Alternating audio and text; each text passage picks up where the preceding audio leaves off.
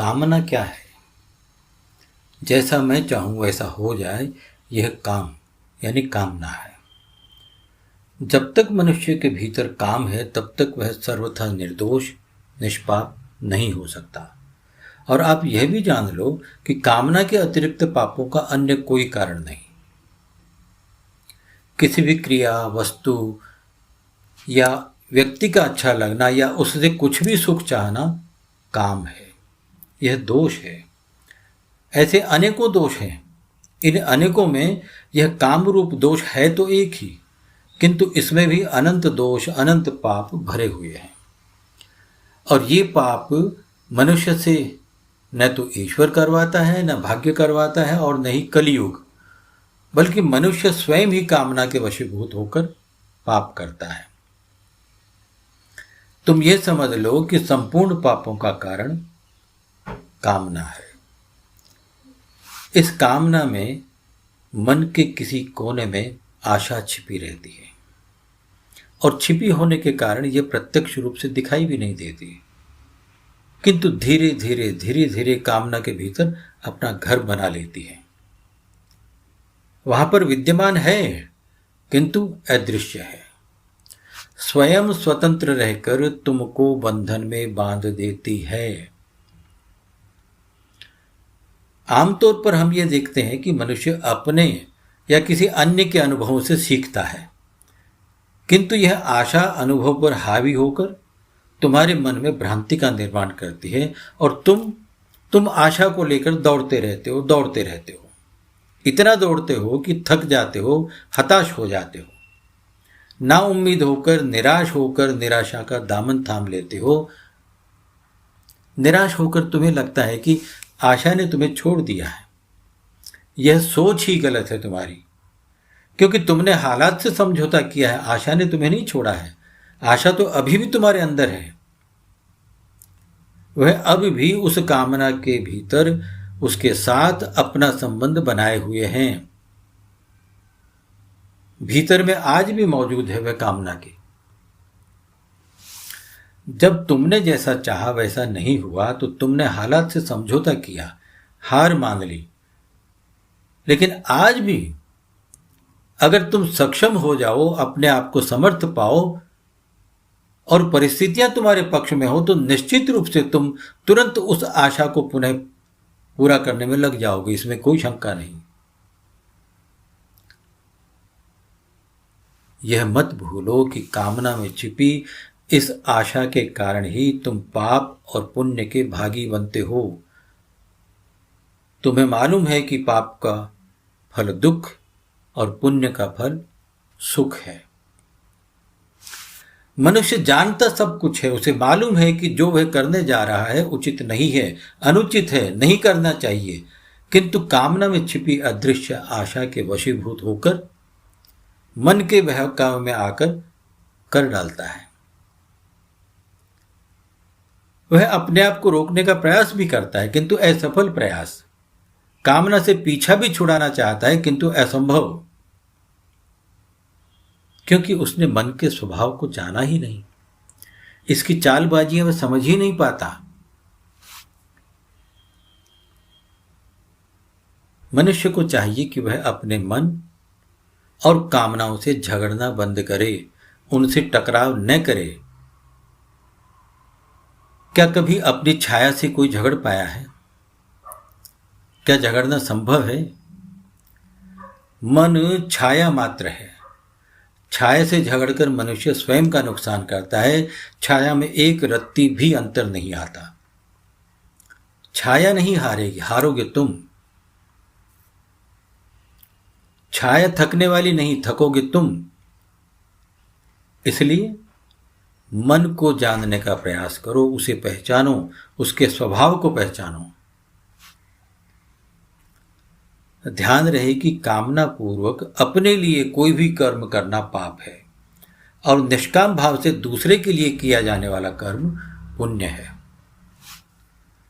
जब यह मनुष्य शरीर केवल कर्म करने के लिए ही प्राप्त हुआ है तो कर्म तो करना ही है, किंतु कर्म करने के पहले विचार करना आवश्यक है। बुद्धि है, विवेक है। बिना सोचे समझे कोई भी कर्म नहीं करना चाहिए।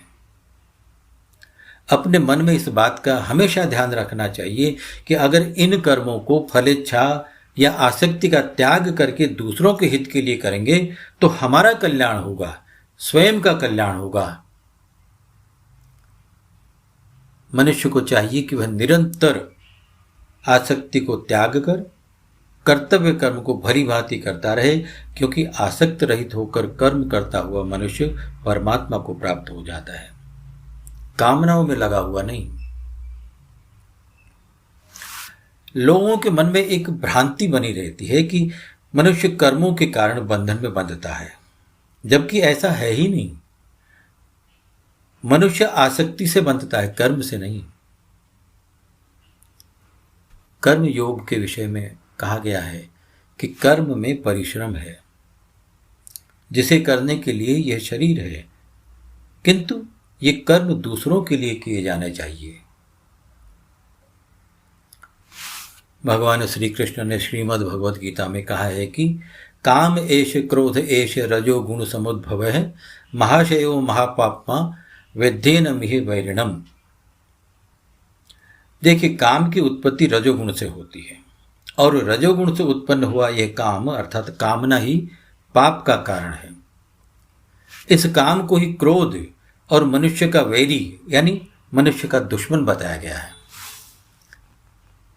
ये कामनाएं समाप्त नहीं होती, कभी नहीं होती। आज इसकी कामना तो कल उसकी कामना।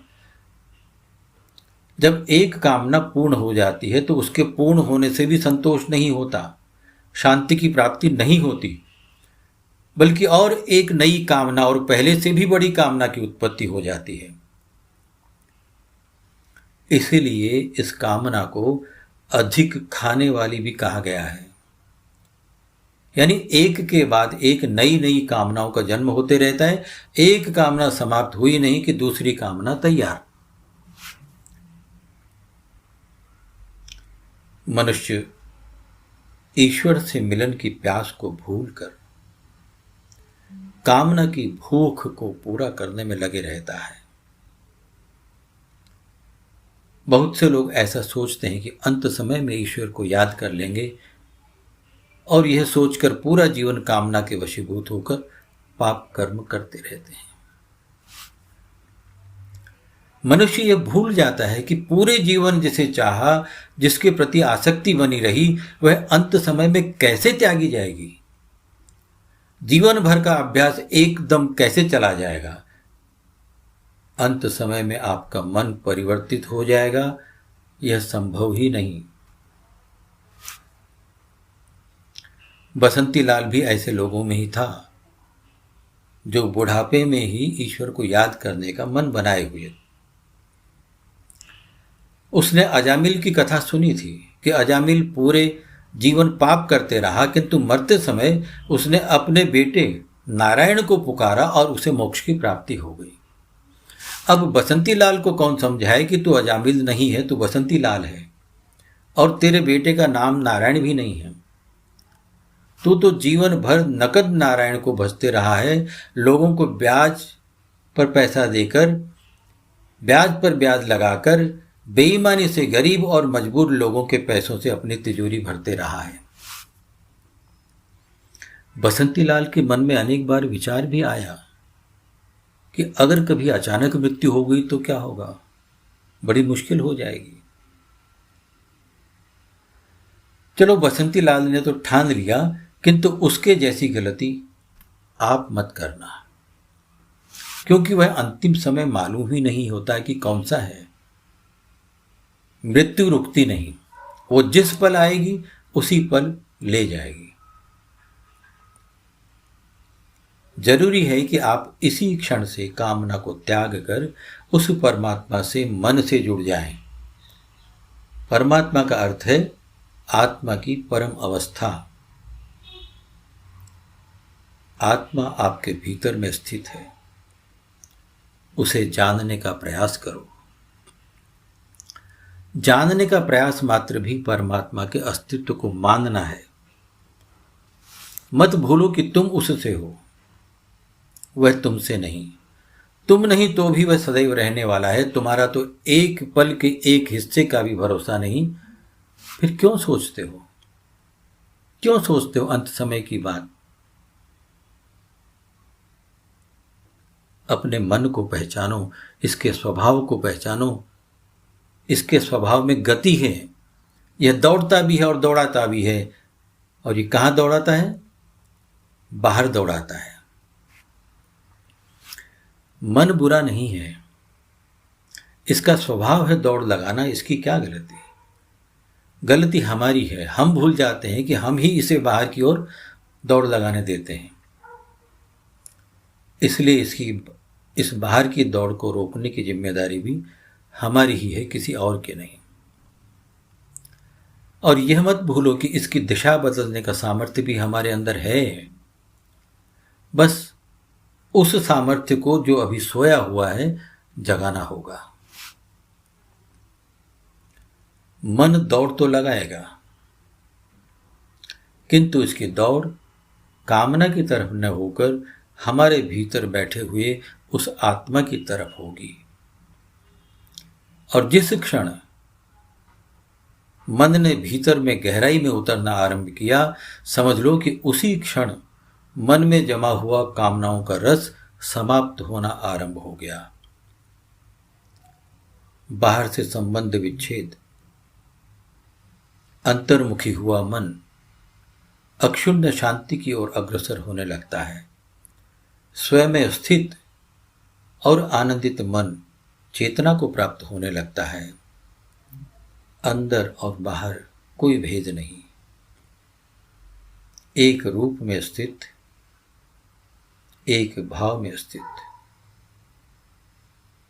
जय श्री कृष्ण।